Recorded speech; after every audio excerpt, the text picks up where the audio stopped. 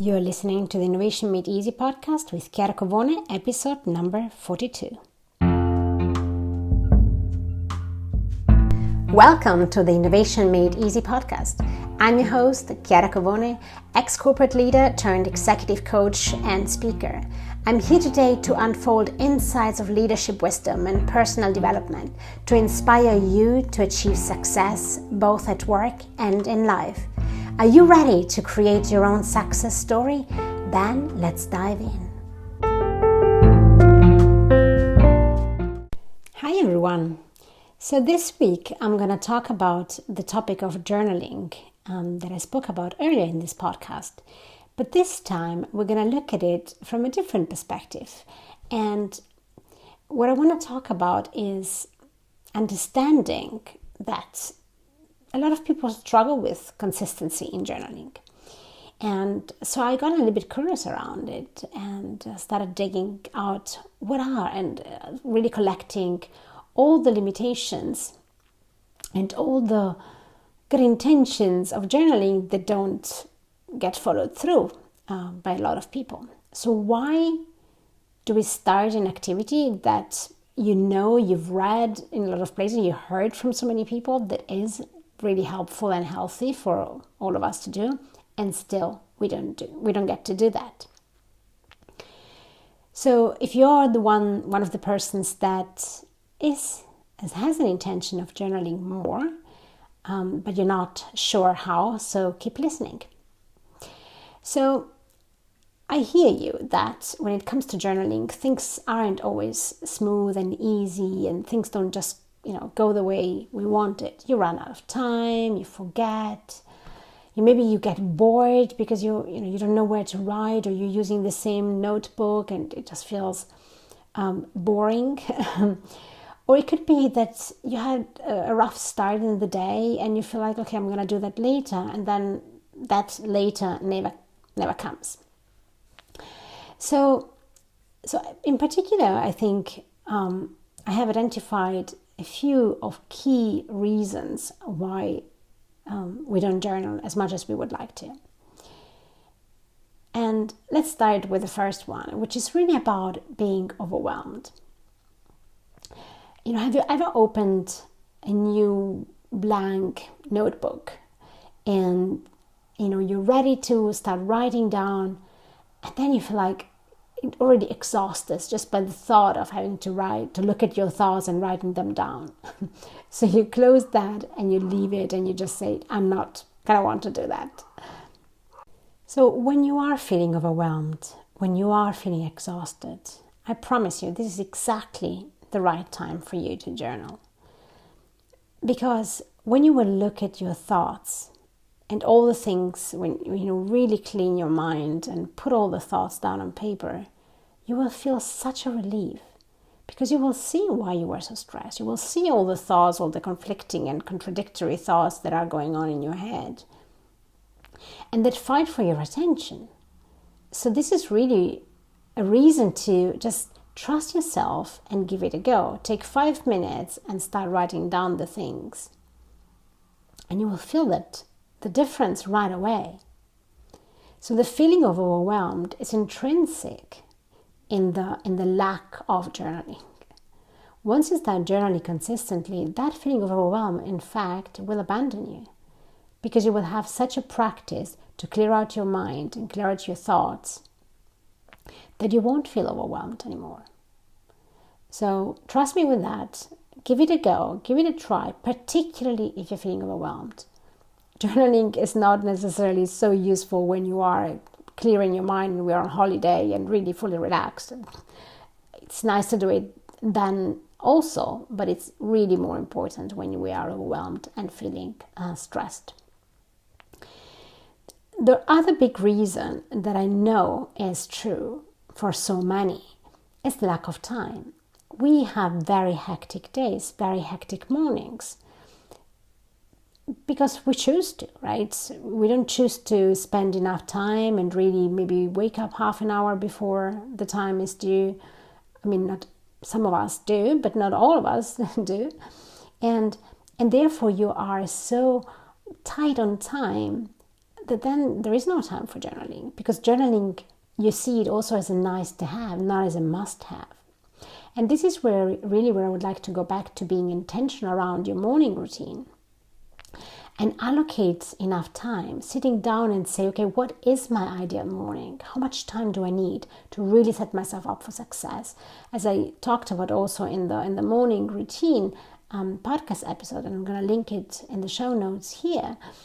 Really, this is the only part where we actually have a strong agency on, unless, of course, something unexpected happens. But otherwise, this is really our time, and we want to make sure that we are setting ourselves up for success. So if you are wanting to journal, then allocate those 10 minutes in your schedule, and having really your ideal morning start, listing all the things you're going to do. You brush your teeth, you shower, you exercise, you have breakfast, you walk, whatever else you do. All of these activities take time. So you want to make sure you want to really take the time and think how much time you want to allocate to that, and put in your calendar, and therefore wake up ahead of time so that you're not going to be short of time with that. And the other one is this all or nothing thinking. So the idea that you either do it properly, as if there was a proper way of doing journaling, or not. Now, if you go and Google a little bit about journaling, you will see that some guidelines really talk about writing 3 full pages, those morning pages, without lifting your pen. I don't do that. I rarely write more than a page. When I journal, sometimes it's even just half a page. And that's okay. Different people think differently. And it's absolutely, you want to have something that works for you, not following some guidance or rules from other people. Find what works for you. And if some days you have more things to write, you really want to clear your mind, you take more time. And sometimes you might just want to do 2-3 sentences. I talked also about this minimum baseline. When we create new habits, it's really interesting to start with a minimum baseline. So maybe what you want to do is just writing one top of mind thought you have and see how that goes, right? Everybody has the time to write 1 sentence. So start with that and see how it goes, and then build on it. There is not this idea of everything or nothing. When I started exercising in a really weird way. I started exercising while I was walking my dog, and it looked a bit funny. People would just look at me like jumping on the same spot as I was holding my dog sniffing on a tree. But that's really what got me into, now I run every day for 25 minutes at least, every single day. But it didn't start like that. And so to create a habit, I did some weird things. I was exercising in a hotel room when I was traveling for work. But I was getting my mindset into, I am somebody that exercises every day. So how do I get to that place? I start with something minimum that is really a no-brainer for me to do. And the same applies for journaling. If we have this scarcity idea, oh my God, I gotta fill in 3 pages, you might never get to it. Instead, really think about very, very base minimum. I can write a sentence. So I think this is a really powerful way for you to start seeing the benefit of journaling without the overwhelm, without the pressure that we can put on ourselves. Now, some days are more hectic than others. And this is also another reason why we might skip to journal. Because we are, somehow feeling overly stressed, or we might feel overly busy, or we might be having woken up too late, our son or daughter or whoever else in the family might need our assistance. So there are some tough days and you're just feeling like, okay, no, I'm not going to do that. And I want you to pay attention to that, because there is something really powerful in letting yourself down. You promised yourself you would journal, and sticking to that promise, honoring your calendar, honoring your commitment to yourself is something really powerful. And to the point that I just made before, you have a tough time, you don't have so much time, well, just write one sentence.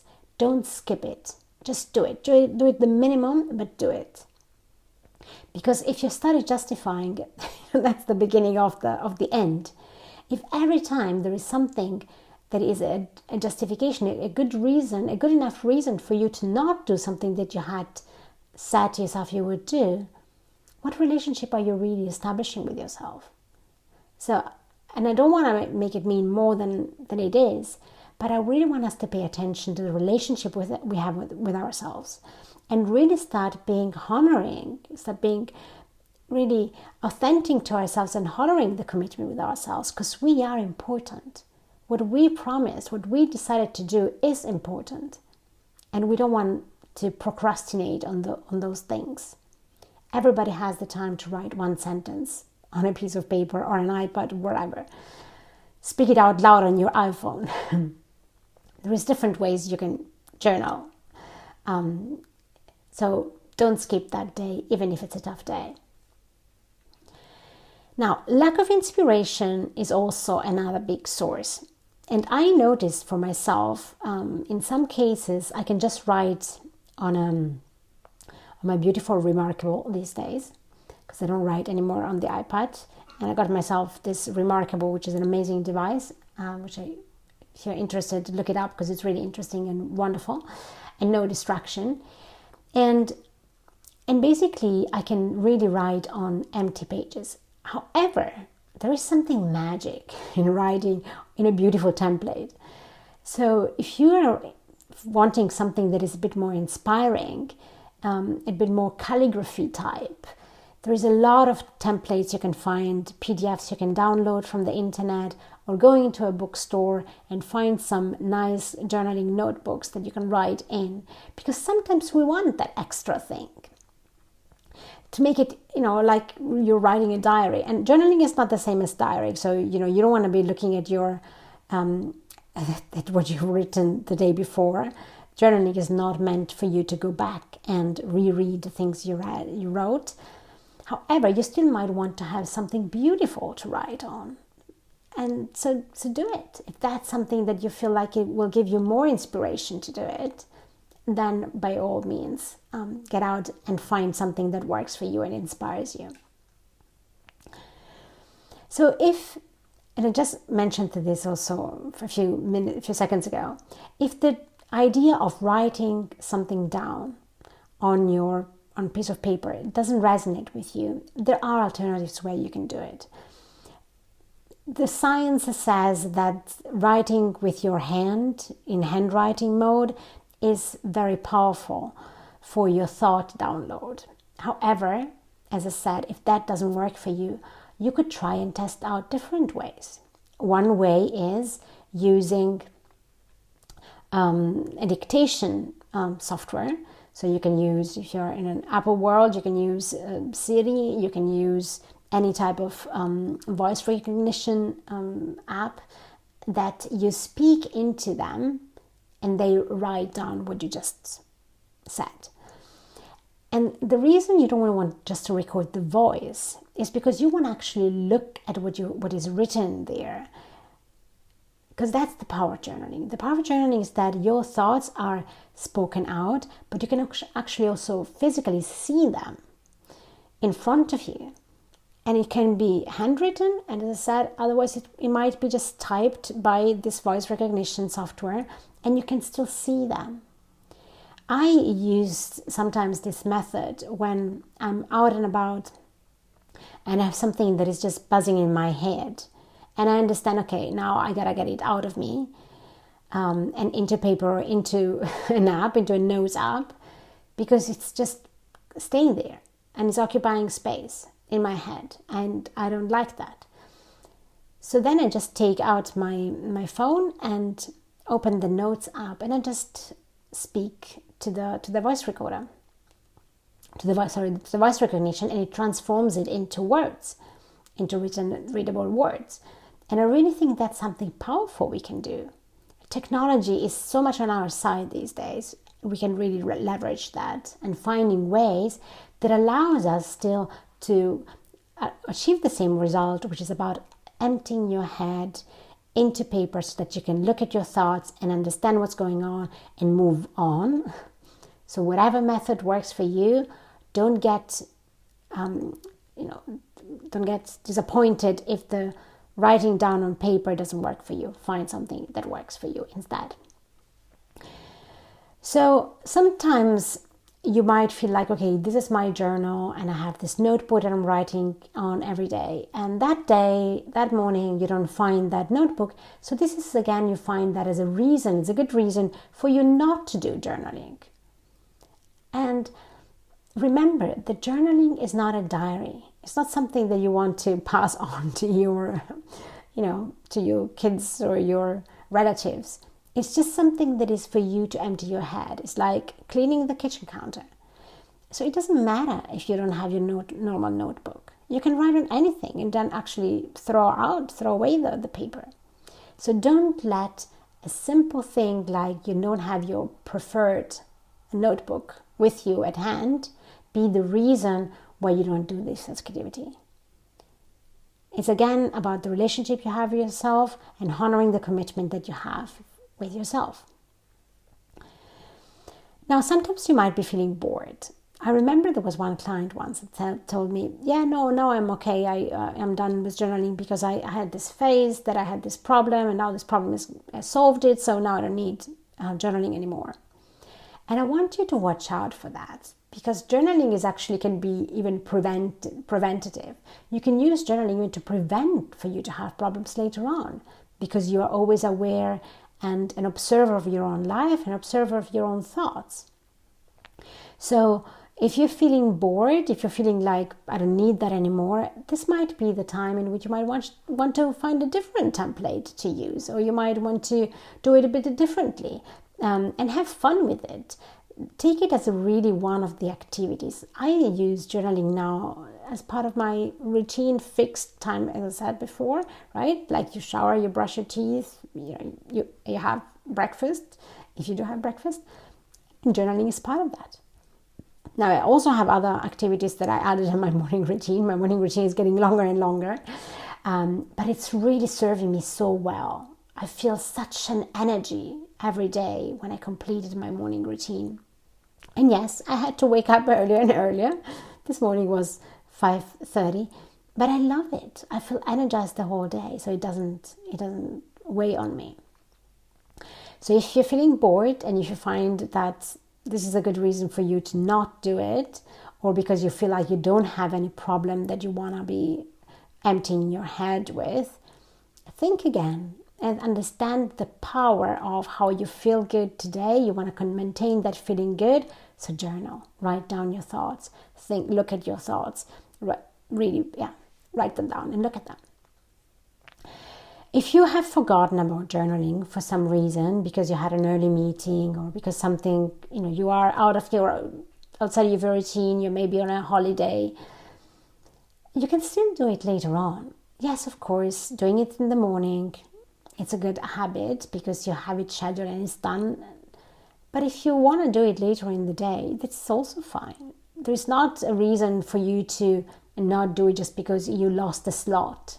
You decide how you want to allocate it, where you want to place it in your day. And if you didn't find the time earlier in the day, well, by all means, just do it later on. It's absolutely your tool to look at your brain. So once a day, if you want to do that, and whenever you find the time for it, just squeeze it in. The other thing is, and I mentioned this also earlier, is about that if you don't feel you're doing it right, that you're feeling like you're not following the right instruction. And I noticed that, for example, one of my clients, that he was going back and rereading the things, and he was feeling like, I'm writing every day the same things. Journaling is not writing down your dreams and desires that you want to go back and look at them and remind yourself. That's a different activity, and that you want to do maybe every day, reminding yourself of your dreams and desires. Journaling is like cleaning your kitchen counter. You clean your kitchen counter, you throw away the dirt, you don't look at the dirt. Think about it really in the same way. This is the only really, for me, rule that I would recommend. Otherwise, there is no rules. You do it the way it works for you. But if you feel like something in the habit in the way you're doing it, is preventing you to feel motivated and inspired to do it again, then just audit it yourself. Just understand why is it that I don't want to do it? What is it that makes me feel like, oh no? Is it laziness, or is it something behind that laziness that actually is hiding? And you want to be very curious about it, understand, why am I not doing this activity of just emptying my thoughts, see them on paper, to then move on. So just being very curious and empathetic with yourself, it's a really excellent way to start understanding. And it's really that building of relationship with yourself and allowing yourself that space, that curiosity towards your thoughts, without any judgment, without any editing, without anybody looking. It's just you and your mind. And you're becoming the observer of your own mind. So that's a great way for you to start generating awareness of your own thoughts, awareness of your own, pattern of thoughts that you have in your head. So I hope this was useful, and that it will give you more motivation and inspiration to give it a go if you haven't become yet a habitual journalist of your own thoughts. I wish you a wonderful week, and until next week, bye-bye.